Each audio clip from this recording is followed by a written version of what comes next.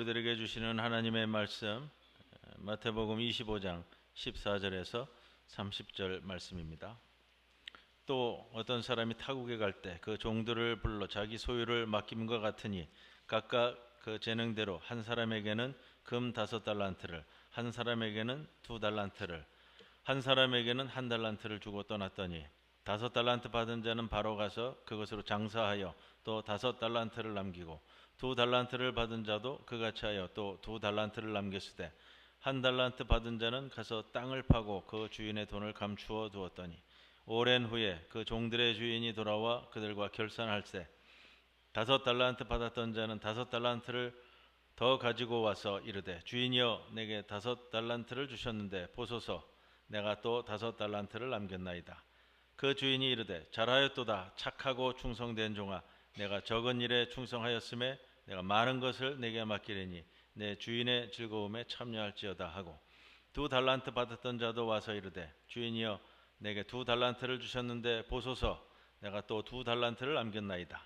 그 주인이 이르되 잘하였도다 착하고 충성된 종아 내가 적은 일에 충성하였음에 내가 많은 것을 내게 맡기리니 내 주인의 즐거움에 참여할지어다 하고 1달란트 받았던 자는 와서 이르되 주인이여 당신은 굳은 사람이라 심지 않은 데서 거두고 해치지 않은 데서 모으는 줄을 내가 알았으므로 두려워하여 나가서 당신의 달란트를 땅에 감추어 두었었나이다. 보소서 당신의 것을 가지셨나이다. 그 주인이 대답하여 이르되 악하고 게으른 종아 나는 심지 않은 데서 거두고 해치지 않은 데서 모으는 줄로 네가 알았느냐. 그러면 네가 마땅히 내 돈을 취리하는 자들에게나 맡겼다가 내가 돌아와서 내 원금과 이자를 받게 하였을 것이니라 하고 그에게서 그 1달란트를 빼앗아 10달란트 가진 자에게 주라. 무릇 있는 자는 받아 풍족하게 되고 없는 자는 그 있는 것까지 빼앗기리라. 이 무익한 종을 바깥 어두운 데로 내쫓으라. 거기서 슬피 울며 이를 갈리라 하니라. 이 말씀 가운데 성령께서 함께 하시기를 기원합니다. 더우시죠? 아니에요? 시원하죠? 시원해요? 하나님 나라 비유에 대한 말씀 나누는 오늘 달란트 비유, 소위 말해서 달란트 비유라고 소제목이 붙은 말씀 오늘 나눌 거예요. 내용은 이미 우리가 잘 아는 내용이죠. 주인이 타국에 가면서 자기 소유를 맡겼습니다. 재능대로 금 5달란트, 2달란트, 1달란트를 맡겼습니다. 오랜 후에 주인이 돌아와 결산했습니다. 19절에 보시면 5달란트 받은 종은 열심히 일해서 또 5달란트를 남겼고 2달란트 받은 종은 2달란트를 또 남겨서 칭찬을 받았습니다. 1달란트 받은 종은 받아서 땅에 감추어 두었다가 그대로 가져왔습니다. 그리고 큰 질책과 함께 바깥 어두운 데로 쫓겨나는 내용입니다.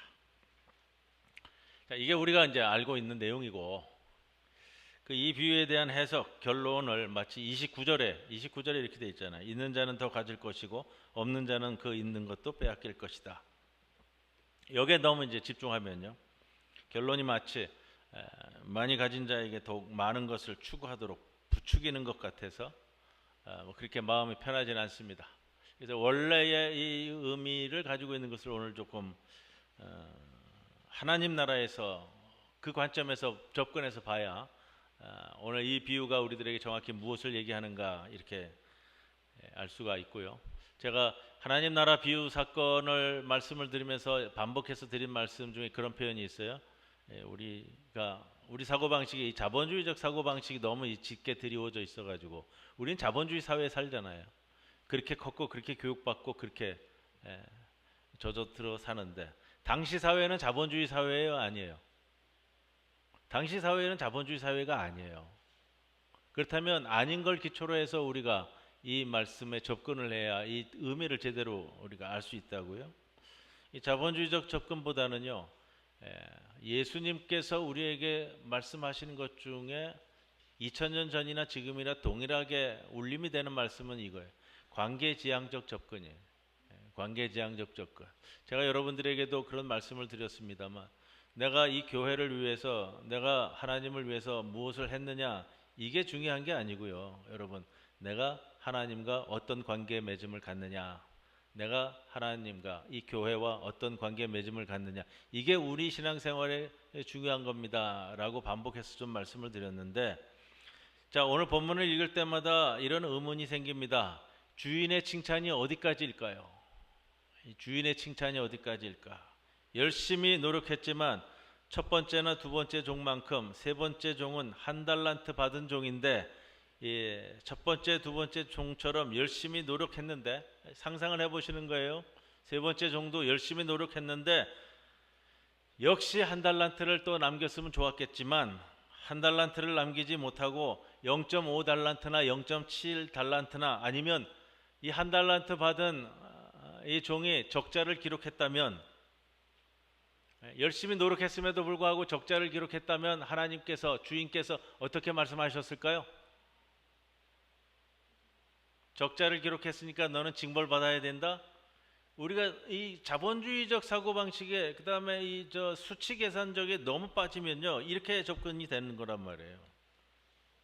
도달해야 할 목표에 도달하지 못했다라는 관점으로서는 우리가 동일하게 인정을 할 수 있는데, 과연 이게 옳은 이 접근이 될까? 이런 걸 가지면서 그럼 차라리 오늘 이 달란트 비유 사건을 주인과의 관계적인 면에서 좀 접근해 보자. 하나님 나라의 비유가 그렇게 가니까요. 그런 말씀을 드리고자 해요. 오늘 25장 14절 말씀부터인데 1절에 보면 이렇게 시작을 하죠. 1절에 그때 천국은 이러이러한 거다 하고 13절까지 또 설명을 하는데요. 그 다음에 오늘 본문이에요. 하나님 나라는 오늘 14절에 보시면 이렇게 시작하잖아요. 또는 뭐예요? 1절에서 이야기했던 하나님 나라는 이러이러한 것이다. 그리고 14절에 와서 그 다음에 달란트 비유 이야기가 나오는 거예요. 본문 내용은 집을 떠나 멀리 여행 가는 주인의 이야기로부터 시작됩니다. 3명의 종에게 각각 달란트를 맡깁니다. 주인과 3명의 종에 관한 이야기지만 첫 번째 종과 두 번째 종은 좀 함께 묶을 수 있을 것 같습니다. 그리고 세 번째 종, 이렇게 두 부류로 좀 대비되어지는데, 주인이 종들에게 맡긴 달란트는 매우 큰 돈입니다. 이 금 1달란트, 금 5달란트라고 그랬으니까요. 제가 이 본문을 가지고 설교할 때마다 그 주간에 설교 준비하면서 항상 점검하는 게 있어요. 뭔지 아세요? 그날의 금시세. 그날의 금시세를 봐야 이게 이야기가 좀 쉽게 가더라고요. 그럼 한 달란트는 27.216kg입니다. 제가 어제 그저께 다시 체크하면서요. 현 금 시세로 금 한 달란트가 얼마일까요? 금 많이 올랐어요. 제가 기억에 이 본문으로 그때도 이 금 시세 얘기하면서 말씀드렸을 때 금 한 달란트 26억이라고 그랬어요. 기억나세요? 제가 엊그제 금 시세 파악한 거로 금 한 달란트면 얼마냐면은 40억이에요. 40억. 여러분, 일반 사람들은 상상할 수 없는 어마어마한 돈이죠. 5달란트면 200억이고요. 2달란트면 80억이에요. 예나 지금이나 돈은 인간의 욕망을 자극할 겁니다. 이 믿기지 않는 예수의 이야기를 들은 사람들의 반응이 어떠했을까? 나에게 200억이 맡겨졌어. 내게 80억이 맡겨졌어요? 40억이 맡겨졌어요. 아마 예수님의 이 비유를 들으면서, 이 액수를 들으면서 같이 들었던 옆에 있었던 사람들이 행복한 상상을 했을 거예요. 행복한 상상. 그래서 살펴볼 것이요, 주인이 종들에게 돈을 주었다는 이야기는 나오는데 그 돈을 어떻게 하라는 주인의 요구가 없어요. 이 비유의 독특한 점들이에요. 주인의 구체적 요구가 없으니 이 돈의 사용처는 돈 받은 사람의 상상에 맡기고 가는 거예요.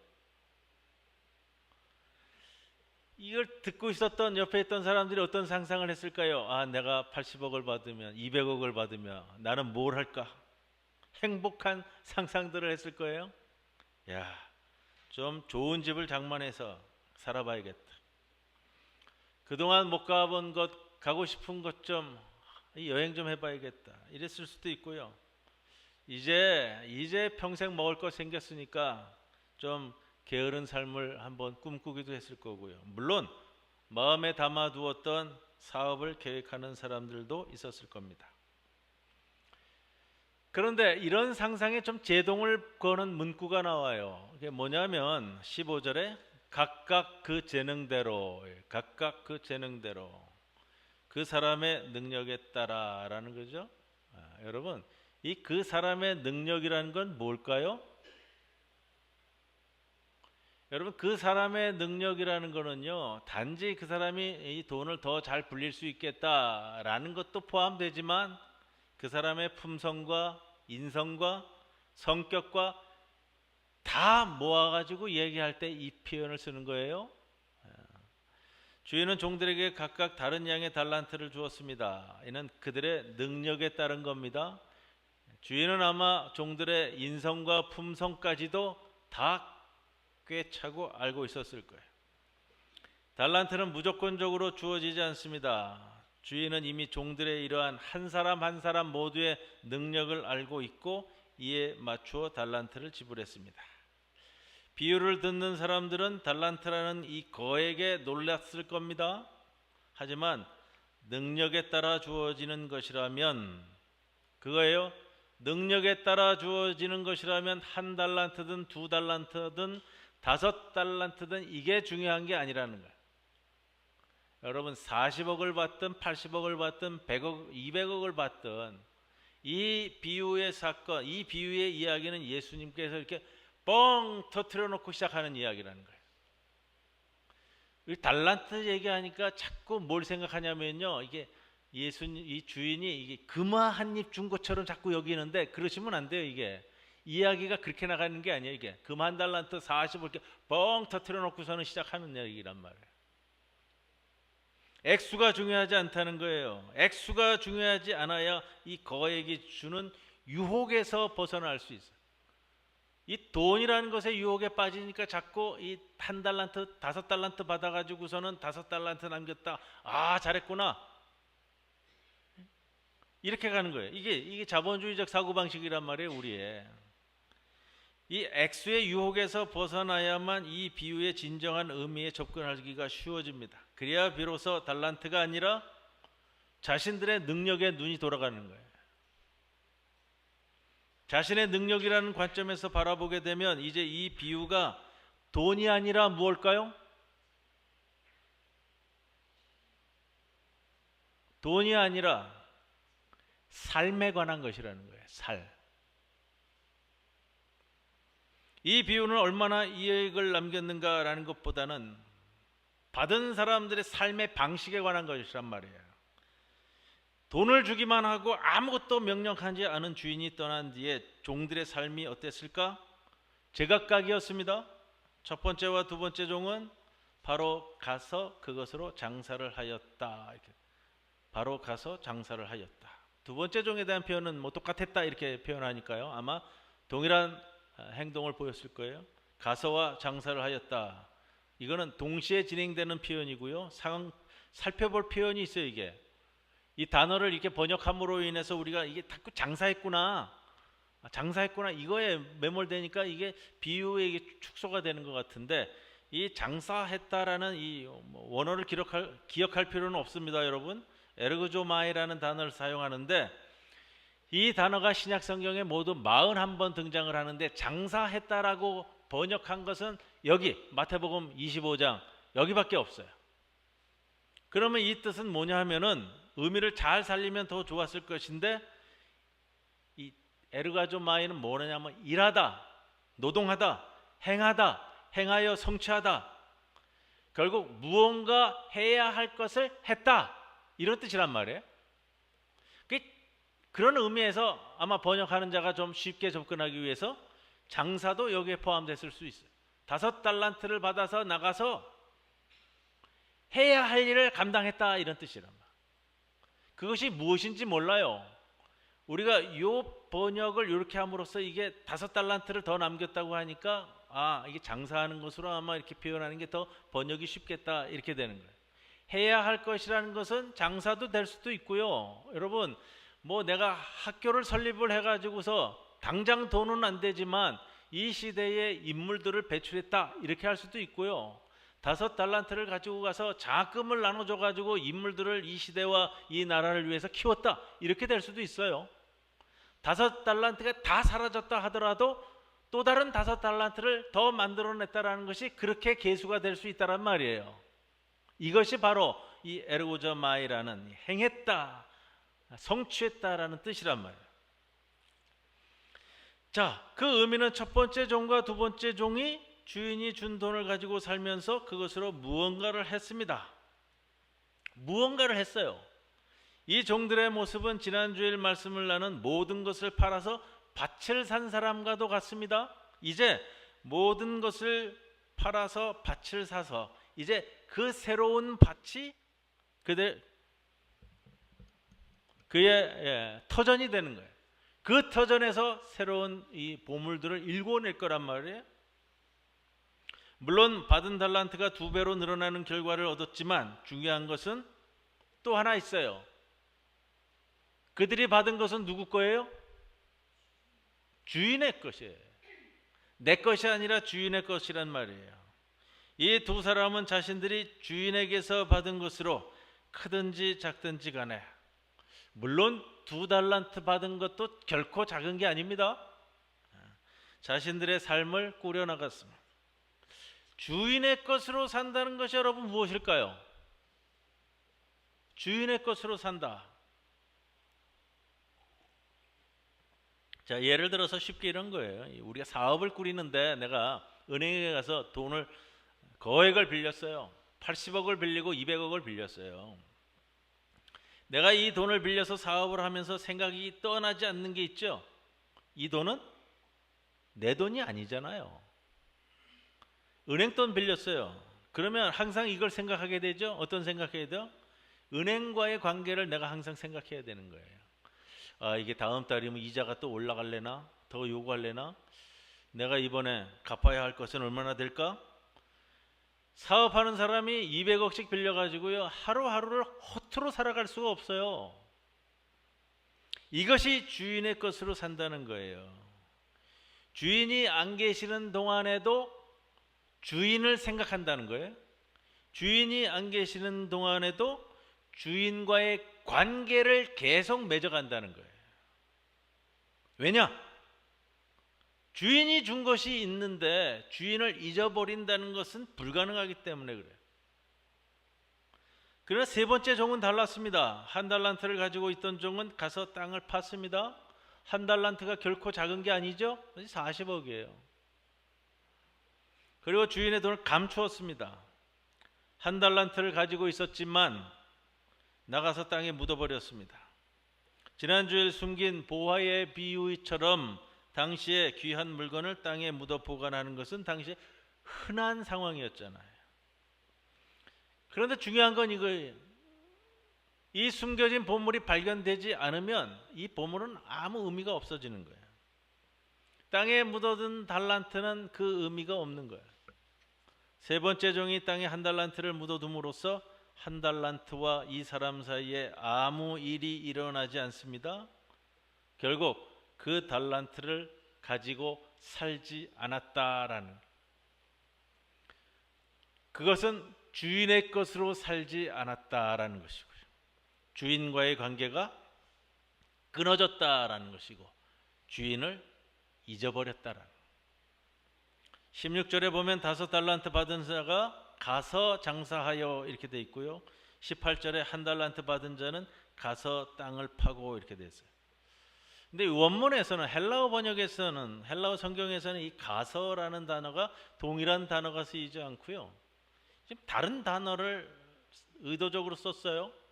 이 번역에서는 이걸 이 묘미를 잘 살리질 못한 것 같아요. 가서 장사하여, 이 사람은 포르데이스라는 가서라는 단어를 쓰는데 뭐냐면 진행하다 나가다라는 거예요. 그래서 돈을 받아가지고 달란트를 받아서 5달란트를 받아 진행해 나가서 행할 일을 행했다, 이렇게 번역이 되는 거고요. 이게 이제 좀 번역이 매끄럽지가 않으니까 이제 편하게 번역을 한 것 같아요. 18절에 1달란트 받은 자는 가서 땅을 파고는 아펠돈이라는 단어를 쓰는데 이 가서는 말 그대로 돈 가지고 나가버렸다 이런 뜻이에요. 나가서 땅 파고 묻었다 이렇게 되는 거예요. 오늘 이 비유는 두 부류의 종들이 서로 다른 삶을 살아간 뒤에 각각의 종들이 돌아온 주인 앞에 섰습니다. 주인에게 받은 달란트를 2배로 남긴 첫 번째 종과 두 번째 종은 주인의 칭찬을 받습니다. 21절에 잘했다 착하고 충성된 종아, 네가 적은 일에 충성하였으니 이제 내가 많은 일을 내게 맡기겠다. 그리고 오늘 제목이에요. 와서 주인과 함께 기쁨을 누려라.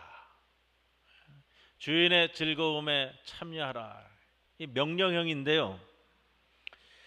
주인이 이 돈을 이렇게 해라 저렇게 해라 어떤 요구도 하지 않았지만 주인이 준 것으로 살아간 그들의 시간은 충성스럽다, 신실하다라는 평가를 받았고요. 그들은 앞으로 주어질 더 많은 것을 약속받습니다. 그러나 여기 중요한 표현은 네 주인의 즐거움에 참여할지어다 라는 거예요.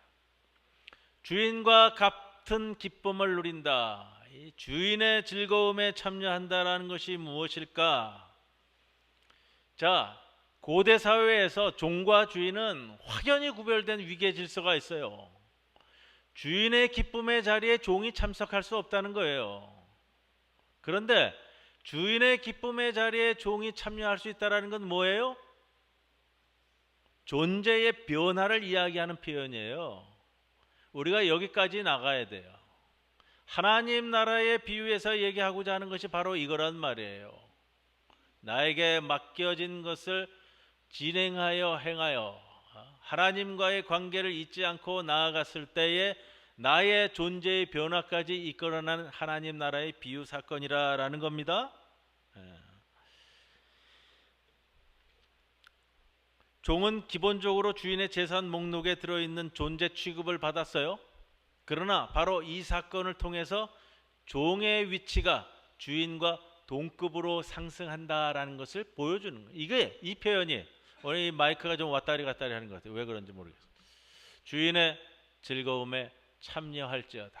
오늘 제가 이 제목을 이 달란트 비유에 보통 이 본문의 제목을 그냥 달란트 비유 이렇게 달잖아요. 주인의 즐거움에 참여할지어다. 주인은 종에게 시작부터 상상 이상의 배려를 하고 시작했습니다. 우리가 생각해 볼 수 없는 큰 돈을 맡길 뿐만 아니라 이에 대한 어떠한 요구도 하지 않았어요. 주인은 그들에게 놀라운 믿음을 부여하고부터 이 사건이 시작됐다는 겁니다. 자, 그 다음은 이 종들의 선택이 남았다는 거예요. 이게 하나님 나라예요, 여러분. 다른 것보다 중요한 것이 바로 이거예요. 하나님께서 우리에게 큰 돈을 맡기고 어떠한 요구도 하지 않고 놀라운 믿음을 갖고 맡겨주신 이 세상에서 이 종들이 해야 할 선택이 무엇이냐?